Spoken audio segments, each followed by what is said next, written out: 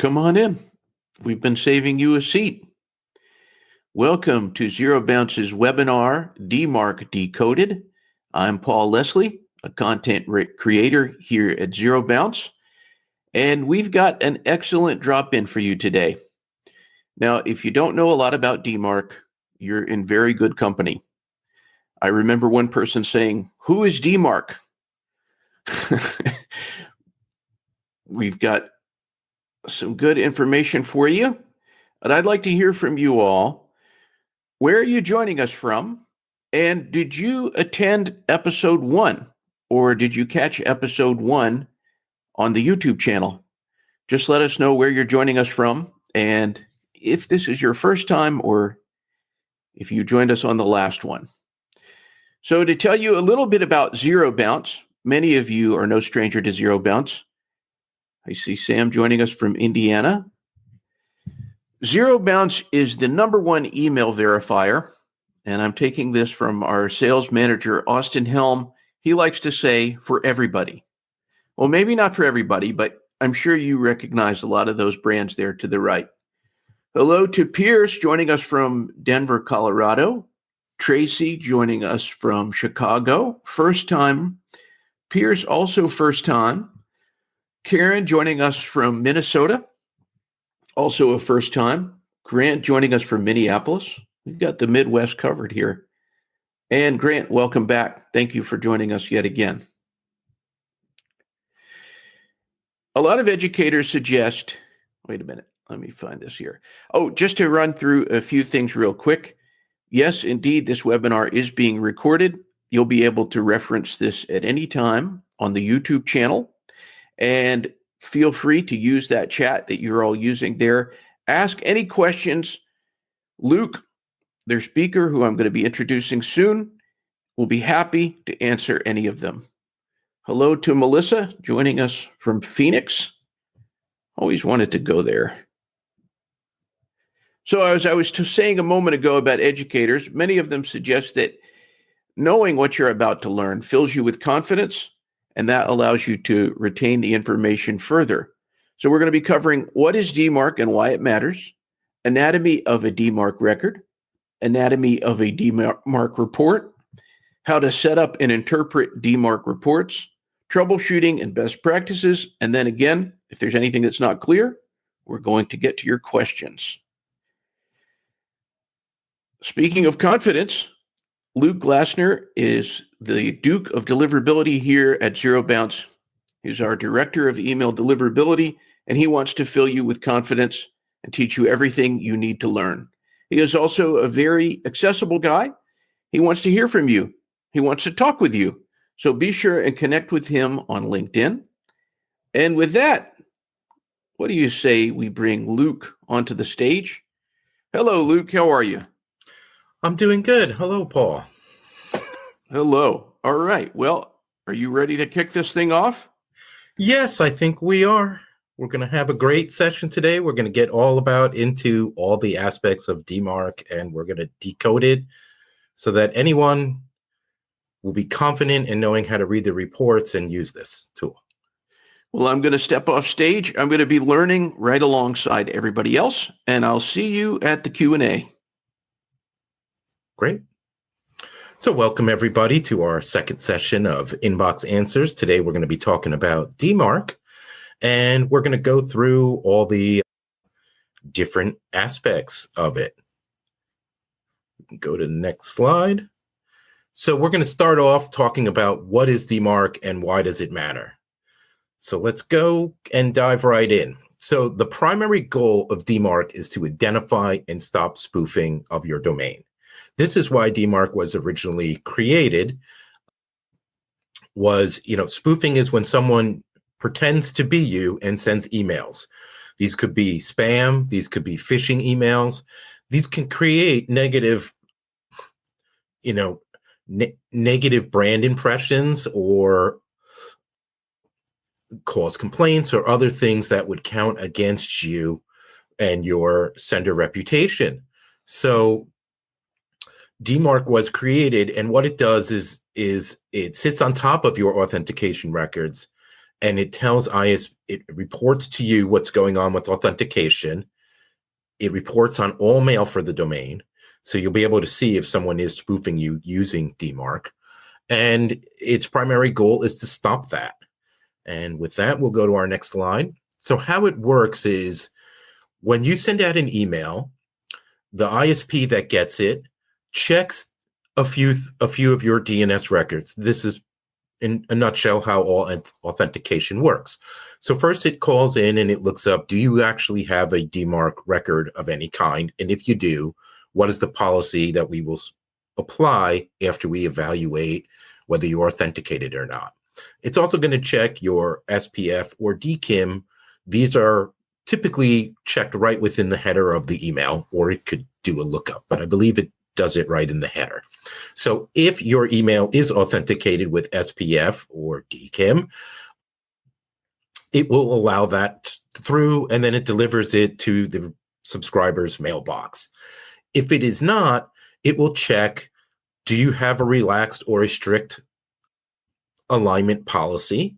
And what is your DMARC policy? And we're going to go through what the policies are a little later in the slides. But basically, if it doesn't find any authentication, whatever the policy value is in your record, it's going to apply that to the mail. So for example, if your policy is reject and the email totally fails authentication, it's going to reject or bounce that email back. Before we had the big sender guidelines, DMARC played in a way a stronger role. Today, the ISPs, the major ones like Google, Yahoo, Microsoft, will reject your mail if it's unauthenticated, regardless of whether you have DMARC in place or not. But prior to that, it was really DMARC that directed them to do those kind of things. So here's a little graphic, and you can see how it goes through. It checks. If either of them pass, it delivers the mail. If both things fail, then it applies the policy. And in our next slide. So one thing I want to point out is that DMARC is a reporting method. It is not an authentication method. It sits on top of your DKIM or SPF, or for you old school people, you may remember things like sender ID or domain keys, neither of which are really used anymore. The primary methods today are SPF and DKIM, and I do think DKIM is starting to edge out SPF as the preferred method because DKIM is based on your domain. So if there's lots of people sending in a, say, pool of IPs, DKIM is the one we like because then it relates specifically to you as opposed to the pool. The other thing DMARC does is if you have what's called an enforcement policy, this is P equals quarantine or reject, it will, if the mail is totally unauthenticated, it will do something based on that policy. If it's quarantine, it delivers it, but it sends it to the junk folder. If it is reject, it should bounce it back. I would describe these policies as strong suggestions to the ISP. Not every ISP will implement the policy the same. And next. So why DMARC matters? Well, the number one reason and the reason why DMARC was created was to protect your brand from spoofing and phishing attempts. This is especially important in heavily regulated industries like finance or healthcare or other ones where there's a lot of potential for people to phish against your brand and steal people's like passwords, their money, things like that. The next major reason is to comply with the sender guidelines.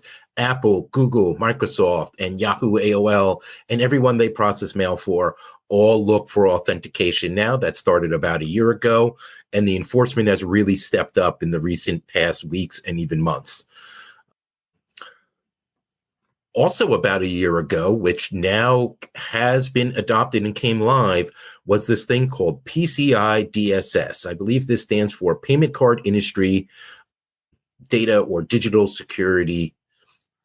And basically, these are the requirements from the payment networks for you to allow you to process credit cards. All of them as part of their latest update, they added a requirement to have DMARC.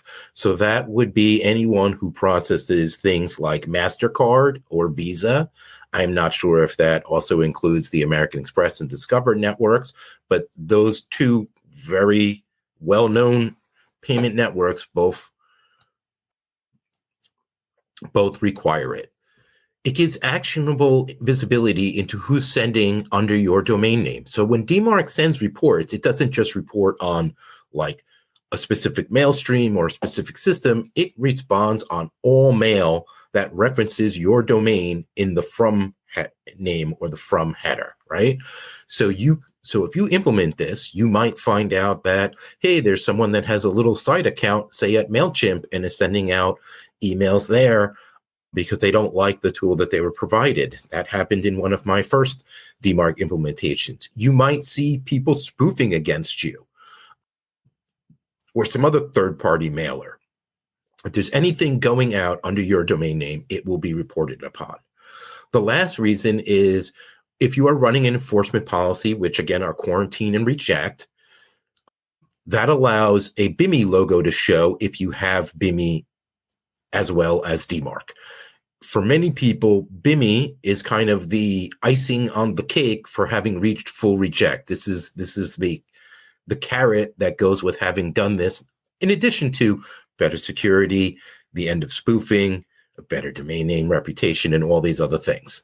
But for those that don't know, BIMI, what it does is it certifies you as who you are as a known sender, and it puts a little logo image that you provide to the certificate issuer that will show up next to your from name in email inboxes. Now, most of the ISPs like Google and Apple do require you to not only be running at reject, but also to have a VMC. This is a verified mark certificate. And basically it's you have to prove that you have a trademark, and that's part of how you get it. If anyone's interested in BIMI, we do offer BIMI certificates through our partnership with DigiCert, and we do have myself and my other consultant friend Andy on staff to help you get that implemented and work on it. So let's keep going. So let's break down our DMARC record. What are the values in it? What does it need? So on the first one, we have the required values. So first, like all DNS authentication email related records, the first value is normally V, and it tells you what kind of record it is. And in this case, for DMARC, it's always DMARC 1. If you were running SPF, it's SPF 1. If it's DKIM, it's DKIM. The next is the policy. So this is what the ISP should do with your mail if they receive mail that's unauthenticated. The lowest policy is none, which is they don't do anything. They just send you the reports. Whenever you're implementing DMARC, this is where you start out. As you go along, you move up to the quarantine policy. This is, in effect, I would think of this as, I'm pretty sure that I got all my email authenticated, but there might be an edge case here and there. So still deliver that mail. But you know what? It may be a spoof, so put it in the spam folder. A reject policy is, I'm really sure that all my email is authenticated.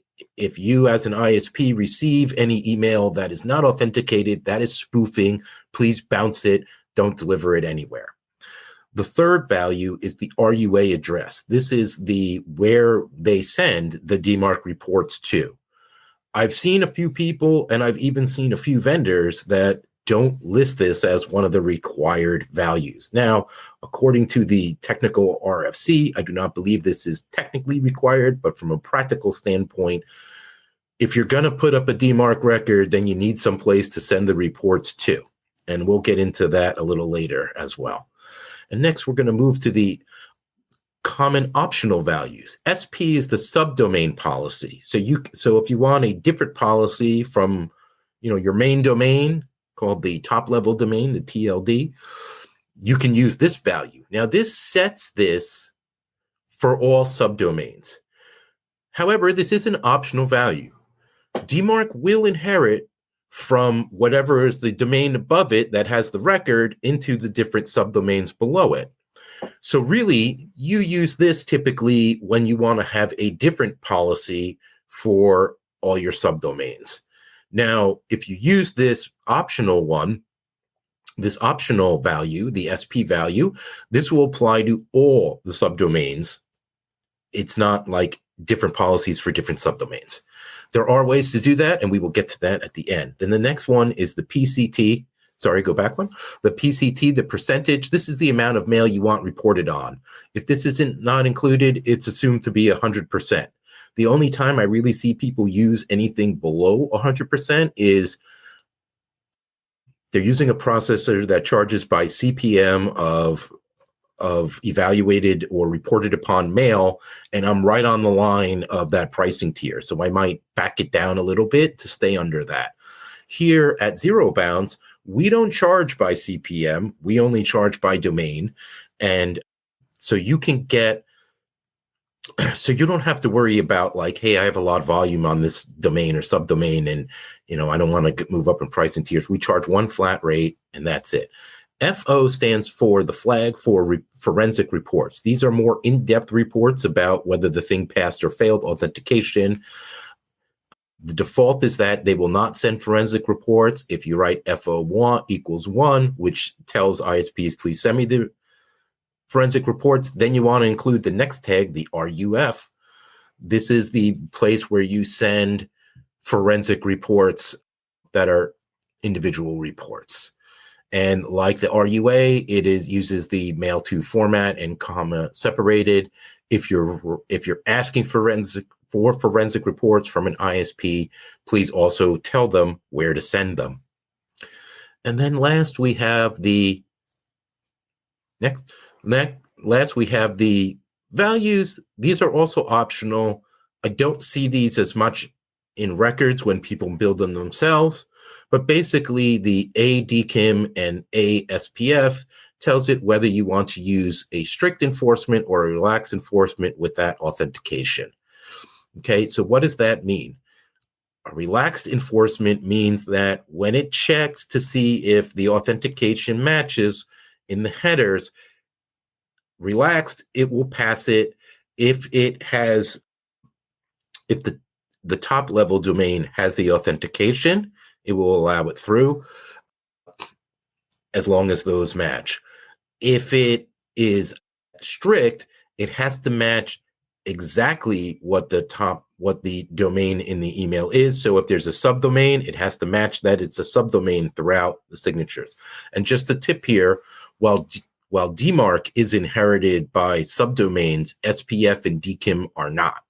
So that's something to keep in mind because it might change where you need to put authentication records. The last one is RI. That's the reporting interval.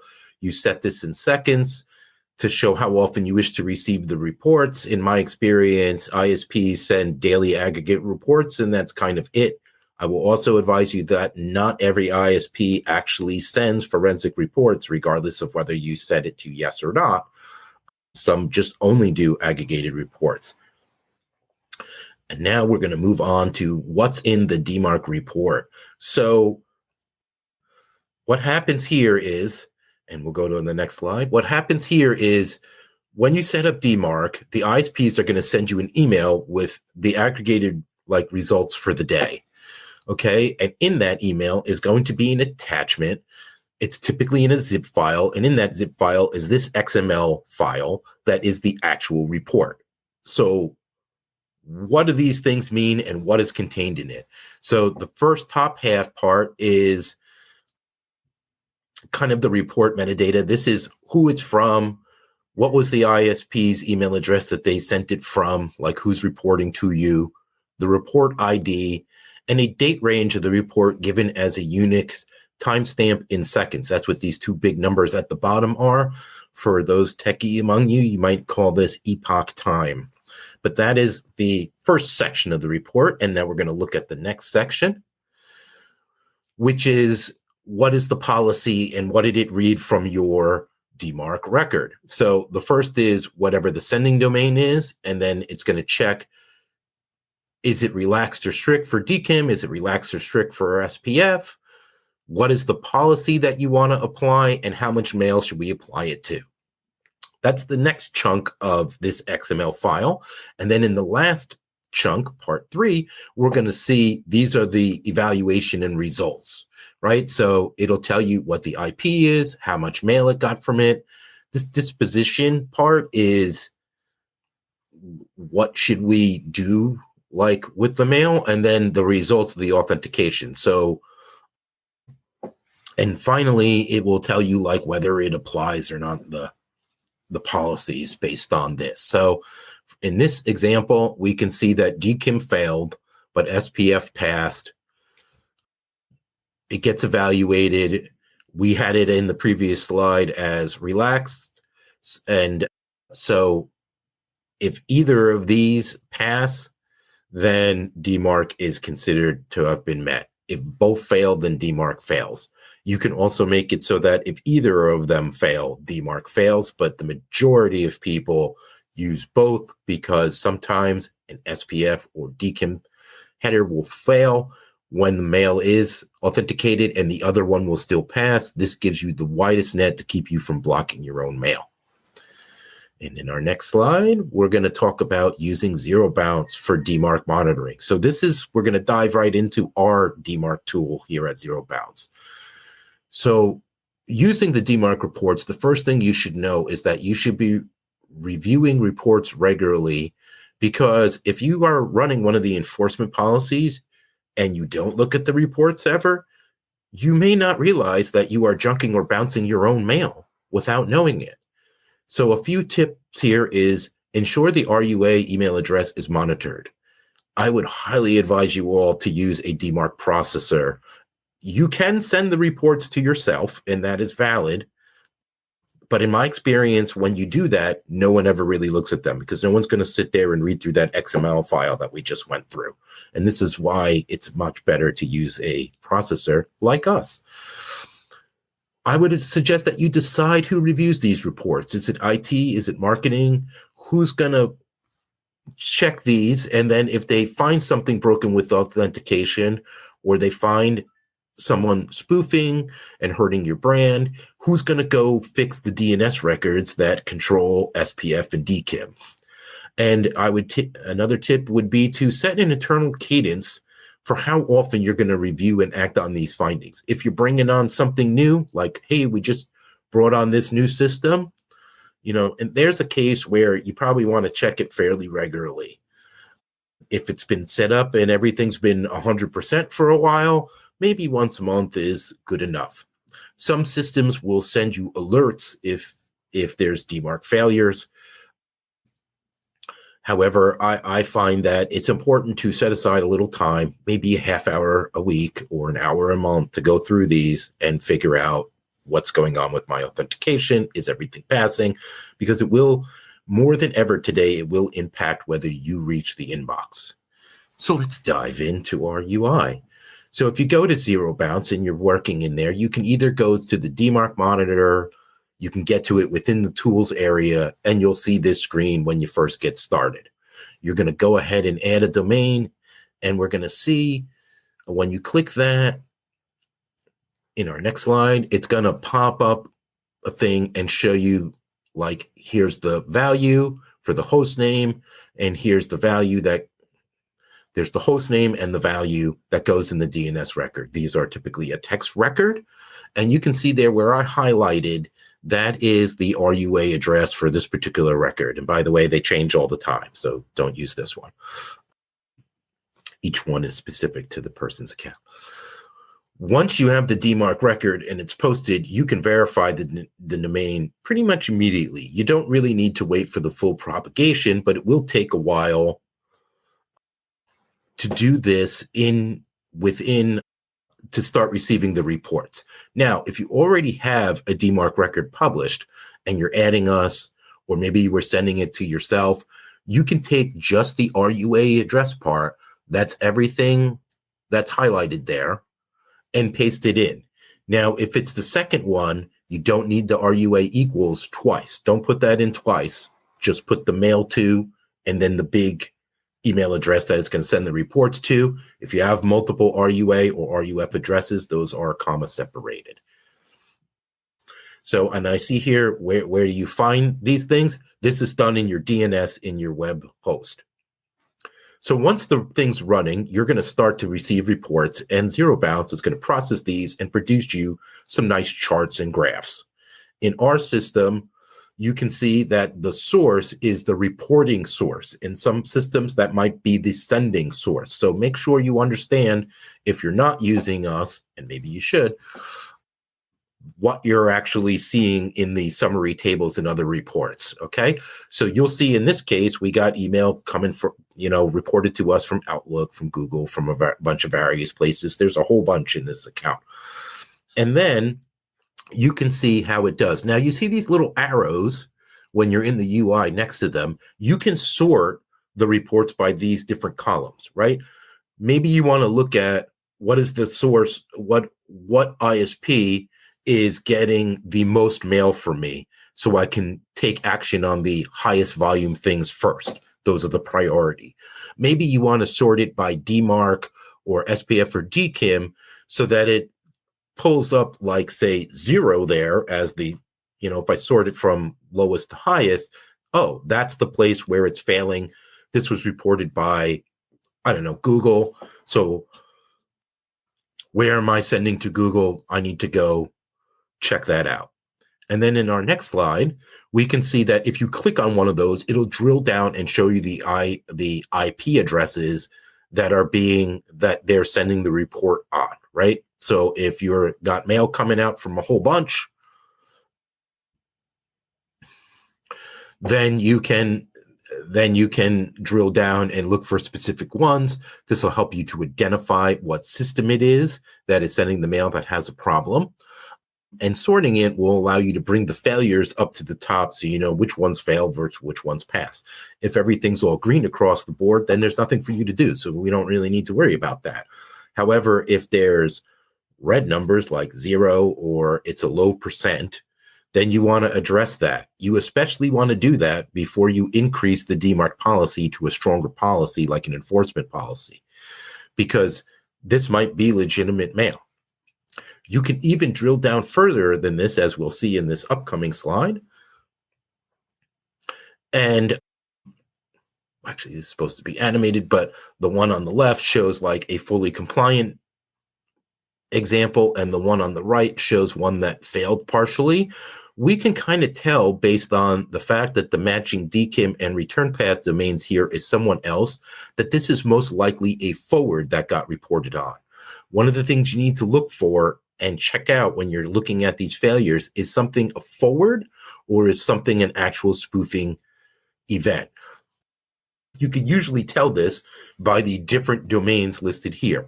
So if one of them is you and another is someone you mail to, then that's probably a forward.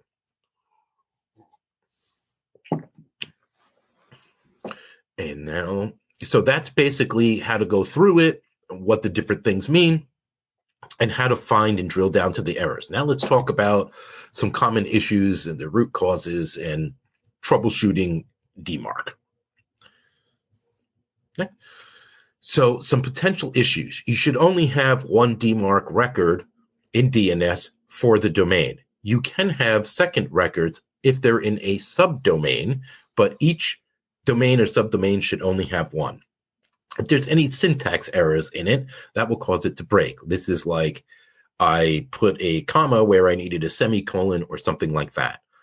The most common issue you find in DMARC is what's called SPF or DKIM misalignment, domain misalignment. What this means is when the authentication is evaluating your email, it looks at the domain in your DKIM signature, the return path address, and the sending address.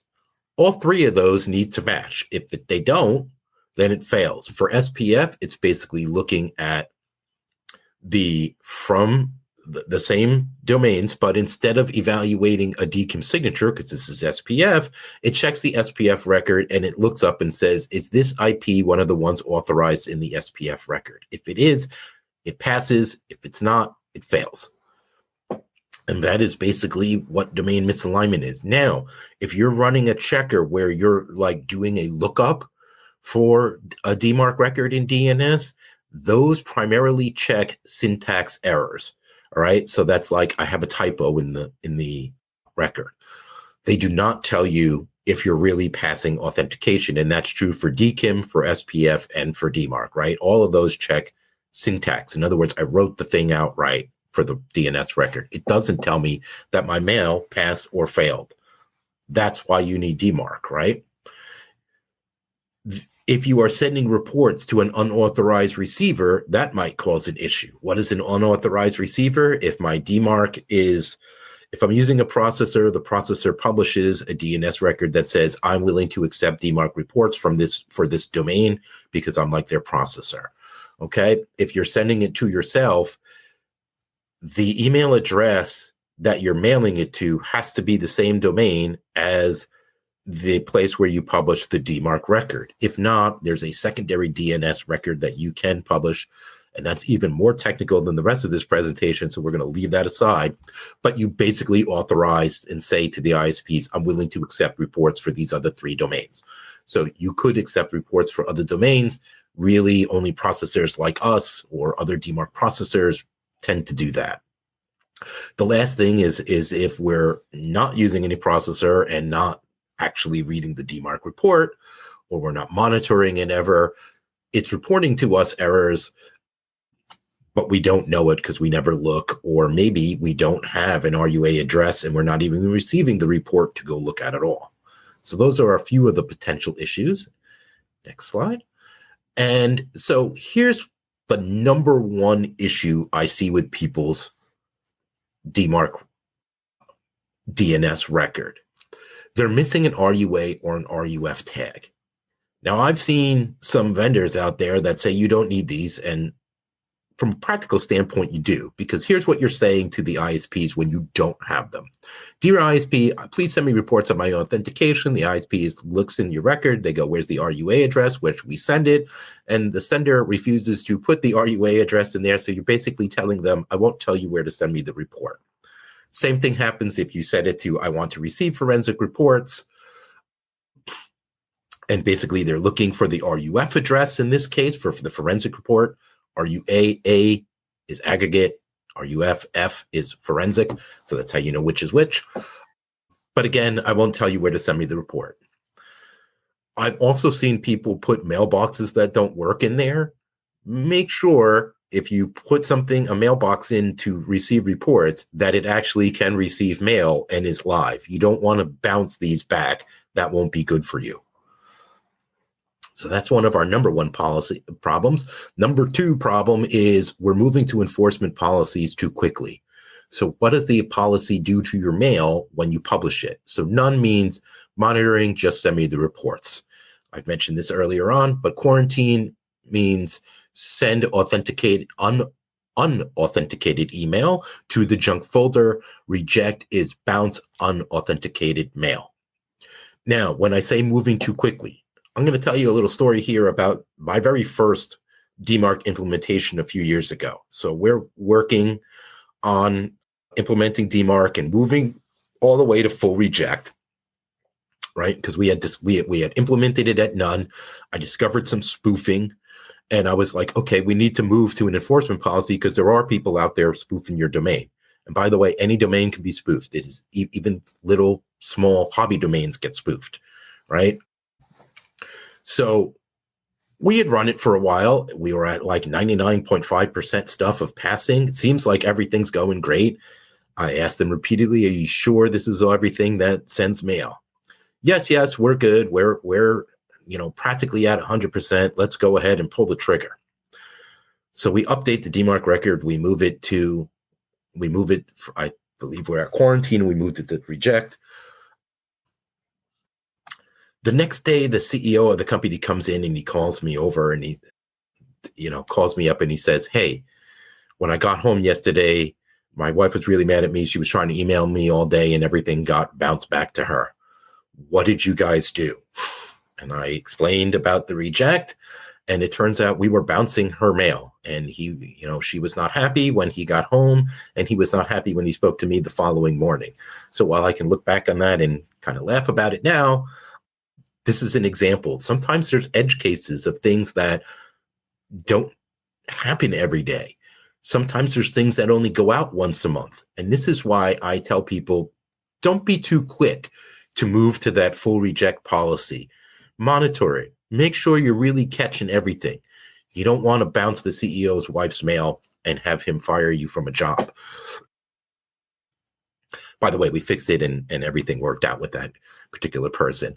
But the point here is things don't always send all the time. There might be triggers. There might be forms. There might be other things that send out email, but they're not regularly sending out.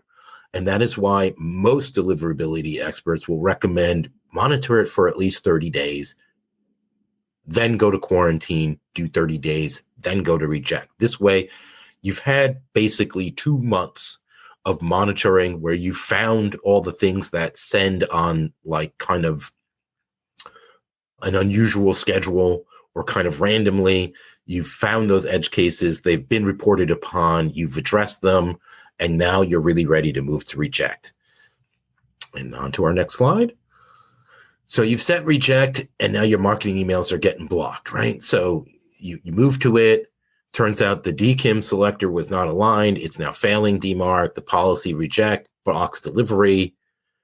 You weren't really monitoring the reports, or maybe you're just sending them to some random mailbox and no one's really ever looking at them. So no one knows that this has been failed.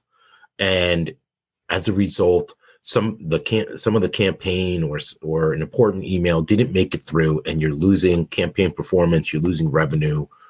People are getting mad because they think that, they don't understand why they're not getting replies, things like that.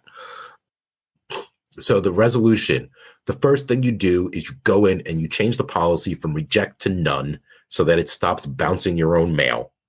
Then you can go in and look through the reports and make sure, like in those charts that I showed you in our UI, where is what's failing, fix it. Once you confirmed it's fixed, and I mean, like, let it go a few days. ISPs usually only send reports once a day. So if I fix something today, I might not see any reporting on it until tomorrow or the next day. So go probably maybe 3 to 5 days before you then confirm that the thing's fixed. And once it is, and everything is copacetic, go ahead and return that back up to reject. You might also do this if you're bringing on a new system, right? We're going to bring on a new system tomorrow. We're going to set it all up and do everything.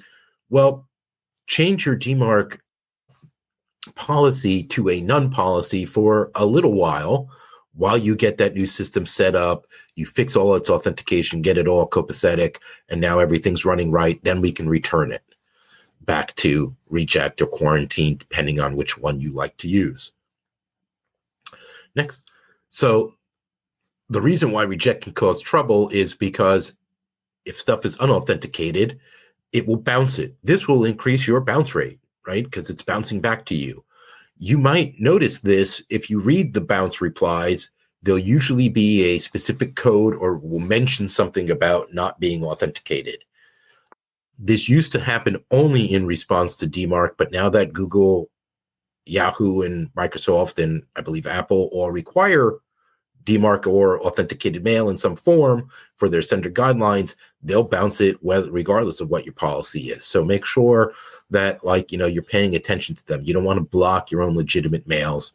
And if your DMARC reports aren't reaching you or no one's ever looking at them, then you have no idea what's being rejected. So that's why I often tell people you want to be sure before you move to a reject policy. Don't be too quick on that. Be sure. It's better to measure twice and cut once than it is to cut it wrong. And what are some practical steps to fix? Let's say you checked your DMARC record and you think that there's an issue there. So one of the first things I would do is make an inventory of all the sending domains and subdomains. Do they all have authentication? Is everything passing? Can you find them in the reports? Always start with the policy of none so that you can identify and fix authentication errors before moving to the enforcement policies.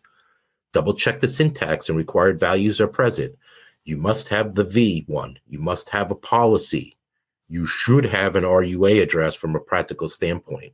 by the way, in that record, in between them, it's a semicolon between the big values like VP, RUA, etc. Within the email addresses, then it's comma separated. You can have more. Virtually everyone, all the ISPs, if you have multiple RUA addresses in there, they will send it to all. I have heard a rumor that there's like one or two out there that don't, they only send it to the first address listed here. So make sure whatever the first reporting address you list in the RUA or RUF tag is the one that you use the most, because you want to make sure that one gets the reports. But I myself have been running up to 3 reporting places in my record for years without an issue. Once you publish the record to DNS, you can do a lookup immediately. It will take time for the full DNS propagation across the internet. Typically, you will see FAQs say that takes up to 24 to 48 hours. In my experience, it's usually pretty much done in like 12 hours. And then reporting typically takes another 24 hours after you publish the thing before you start to get back the DMARC reports. So it's like I set up the record today. I look to see if I received any reports tomorrow, maybe the next day. In my experience, a lot of ISPs tend to send these in like whatever the middle of the night is for them. That's when they do the overnight processing, and that's when they send it. Make sure you monitor for at least 30 days before moving to any of the enforcement policies. You can move through quarantine to reject quick if you monitored for a while at the policy of none and are pretty sure that we got it all.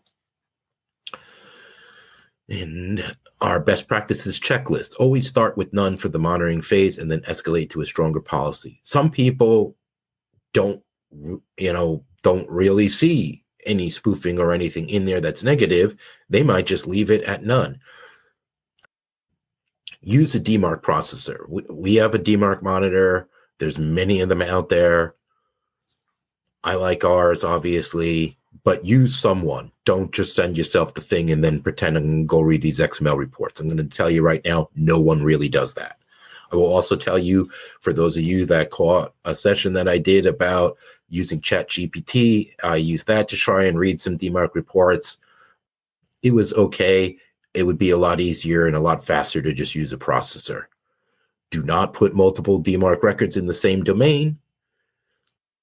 It's one DMARC record per domain. You can put one in a subdomain. If you are running an enforcement policy or you've moved all the way up to full reject, consider adding BIMI. If you actually own a trademark or a common mark, those are required to get the certificate. You can use the self-signed one, but a lot of the big ISPs, particularly Google and Apple, will not work with a self-signed BIMI record. Communicate across IT and marketing to handle these technical configuration matters for deliverability and business impact, right? Usually it's not the marketing people that change things in DNS. It's typically the IT department. So they're going to have to be involved, because whenever you're doing anything here, it's going to involve DNS records, right? Either this subdomain needs an SPF record published in it. I need to put this DMARC record in. I added a new processor. Those are all changes in DNS, so you're going to probably need IT. And then the last one and the most important one is DMARC is not a set it and forget it type of thing. It is more like set it and check it type of thing. So be sure that you're checking them, as we mentioned earlier. And next slide. One of the things I talked about at the beginning was when to use SP, when to use subdomain record, okay? So my first question is, in regards to SP, which stands for subdomain policy, from the beginning, remember, is that, do we need one, right? Do we actually need to set this at all? An example of where we set this is I want to make sure I don't do anything with the company mail, so maybe I'm going to set that to be none. But I know that I have all my third-party systems are all locked down. They're all fully authenticated. So for them, I might use reject. You might do vice versa if you're trying to bring on a new system for a short amount of time. The thing to remember about the SP value is that this sets a different is used to set a different policy from your top domain for all subdomains underneath it. What if I want to change something for just one specific subdomain? Today I added HubSpot and I have a subdomain there, and that's where my HubSpot mail is going to come from. So what do I do about that? Well, you can publish a DMARC record in a subdomain, and then it will control that subdomain specifically and filter down if you have subdomains of your subdomains too. Then whatever the policy or p-value is in that record in the subdomain will override any SP values or the inherited one. This is really good. An example of where I would use this is transactional mail. My transactional mail, like order confirmations, shipping confirmations, password reset, those kind of things, all come from a specific subdomain. Everything in there is fully authenticated. I don't want anyone spoofing the subdomain that I use for order confirmations, because that would be a good place to go spoof if I'm fishing for some account info. So I publish a DMARC record there in that subdomain, and I set it to reject once I've confirmed that, yes, it is in fact all passing. Of course, I will also need to put in my SPF or DKIM records in that subdomain too, because those don't inherit. One of the things about publishing the record in the subdomain is that it forces the ISPs to report based on that record. So you could put, for example, a top-level domain and separate a subdomain with its own record in RUI or many other of the processors out there. And then this way it will split that out when it makes the DMARC reports. This way you can see, for example, if I have a subdomain for my ESP and I have another one for maybe my order system, each of those will be separated out, so I don't have to try and look through hundreds of reports with thousands of emails to figure out which is the thing that broke, right? This is why I like to do this, because it saves a lot of time if something goes wrong. Okay, this DMARC record goes with my HubSpot subdomain from earlier. If something is failing here, I know that's related to that system. That's where I have to go fix it. And those are the reasons why you would use a DMARC report in a subdomain. And now, I'm sure that was pretty technical. We're going to open it up to Q&A, and I'm going to answer all your questions right now. All right. Great information, Luke. And we do have some questions from some folks. Thank you all for your questions. Max asks, does BIMI help with deliverability into the inbox? It does in an indirect way. The primary thing for years now in survey after survey of what causes engagement, the number one factor is I recognize your from name. I recognize who's mailing me, right? Number two is usually listed as subject line. So by having that BIMI logo next to your from name, it's an immediate visual identifier. By the way, that's what BIMI stands for, brand identifiers for, well, I won't get into the acronym. We could do that in another one. But basically, it puts your logo right next to the from name, right? So when someone looks in their inbox, they can see, for example, our logo maybe next to our from name, or other company logos next to their from name. And that tells the person, hey, that's an authenticated piece of mail from this sender. So it's a visual clue that this is really you. And people tend to react better and be more engaged with emails that have BIMI on it. And I've seen a number of studies out. BIMI Working Group is the people that created this, and they have some case studies that you can read about there. But the short of it is that having BIMI definitely increases engagement. It makes it more likely that your emails will be opened and acted upon.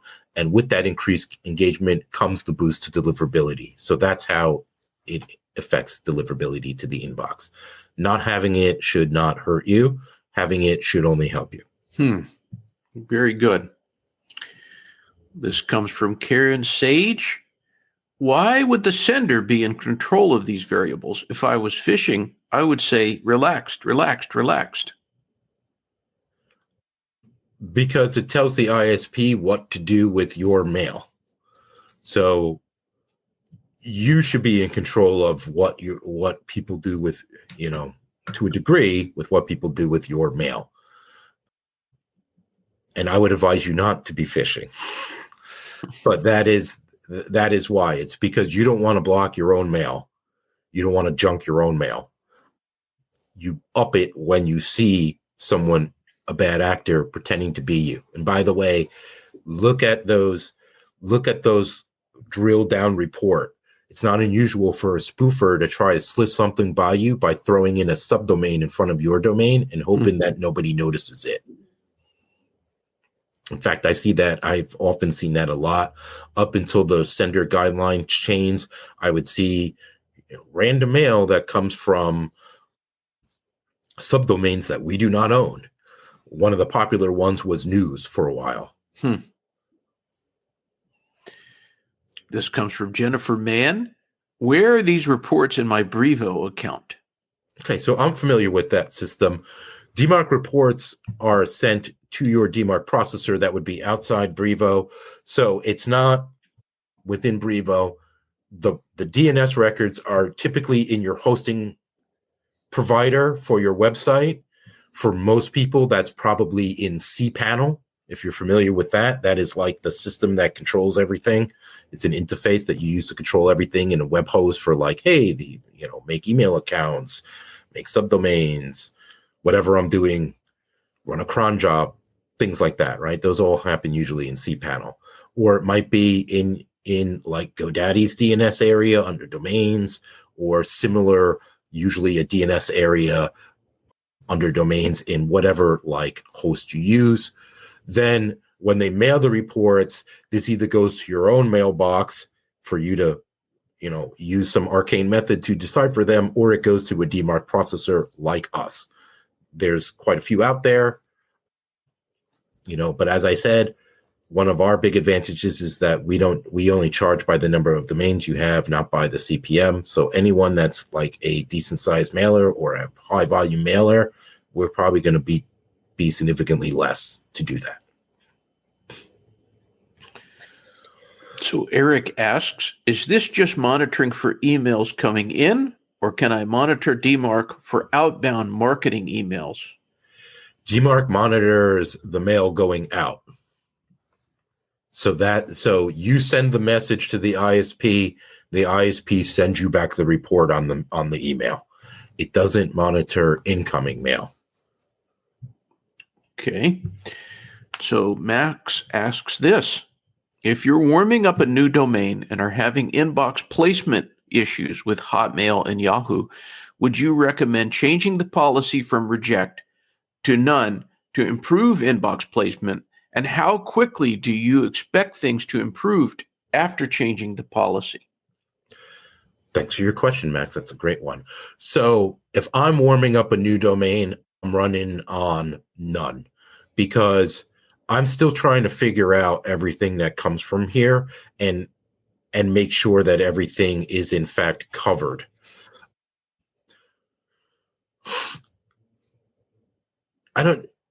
It might give you a slight bump to inbox placement, but really what it's going to do is it's going to reduce bounces for your delivery rate as opposed to deliverability. Those are two different things. One is like kind of the whole niche area, and the other is the specific, how much mail was accepted. Remember, when things are reported as delivered in your ESP or your CRM or whatever system you're using, what that really means is that the sending system received back what's called a 250 OK response. That means the ISP accepted your mail. It doesn't mean that it went to the inbox. They might send it to the junk folder, but they accepted it. So I would encourage people, whenever you see the word delivered, think accepted, because that's what actually happens. They can still junk it. If the mail goes to the junk folder, it's still considered delivered. And then how long would I expect it to improve? You probably see a bump right away, a small one, but over time, you should be able to see it. If you are having issues with the warm up, that is a separate issue from DMARC. And I believe we will eventually cover that in our Inbox Answer series, because that seems a topic that people would like to talk about. But what I would be looking for if you're having warm-up issues is, well, one, use DMARC and make sure everything's authenticated. If it's not, that's like the minimum just to be able to send. Next is look through your logs. Is anyone throttling you? Are you receiving any weirdo bounces, like something about authentication, something about DMARC, something about these kind of issues? Then you know that that's what the problem is. Throttling is when they reduce the amount of mail that they allow you to send to them. This is why you start with a very small amount of volume in a warm-up, and then presumably to your best subscribers. And then as you go along, you increase it until eventually you've migrated the whole list and you're running at full volume. If you want to talk more about warm-up, don't be afraid to reach out to me.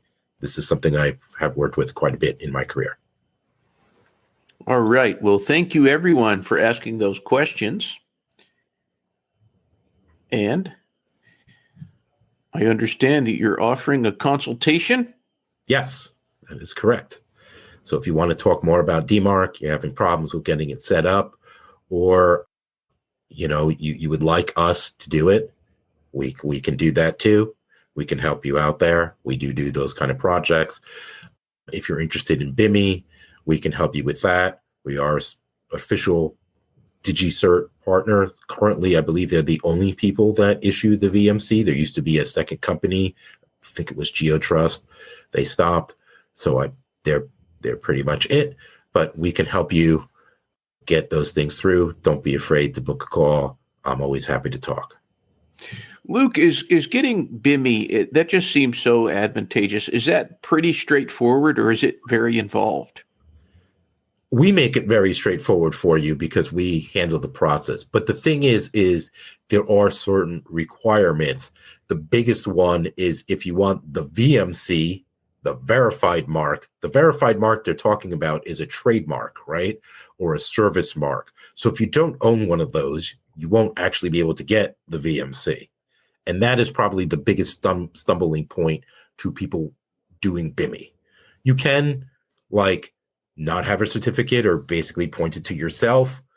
That'll work with some ISPs, but two big ones, namely Google and Yahoo, will not allow that. Now, what if I want to do this and I don't have a trademark? Well, if you have a registered business, you can get what's called a CMV that Google that Google promoted for a while. They're not the people that issue the CMV, but they said we will allow what's called the Carmen Mark certificate. And what that means is you go through this process, you prove you're who you are, and that you are a legitimate company that's owned by the person making the application, and they check everything, and then they will issue you a certificate. So you can get a CMC. However, Apple will not show BIMI with a CMC or a self-signed certificate. They require the VMC. Google will take either the certificates and no self-signed stuff.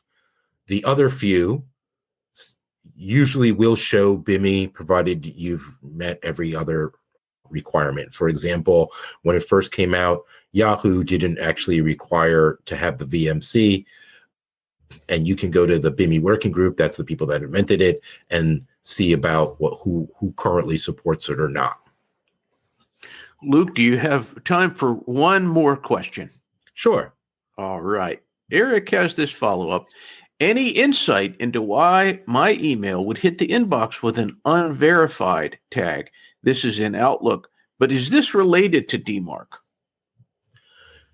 It could be. It sounds like that the issue there is the domain is not fully verified within Outlook or Exchange, as opposed to an authentication. Usually it will say unauthenticated if it's an authenticated like SPF or DKIM issue, whereas the other one, that's usually that it hasn't completed verification. One thing I will tell you is that a lot of people set up SPF or DKIM, especially with DKIM. So they get the thing all set up, they check the record, with a tool. They see, okay, it's there. I could see it. It passes. Everything's good. They never remember to go back in to Google Admin or the Exchange admin area in Microsoft and turn on DKIM signing. There's usually a little checkbox you got to check to actually enable it. I would double check that, but this sounds more like a domain verification issue.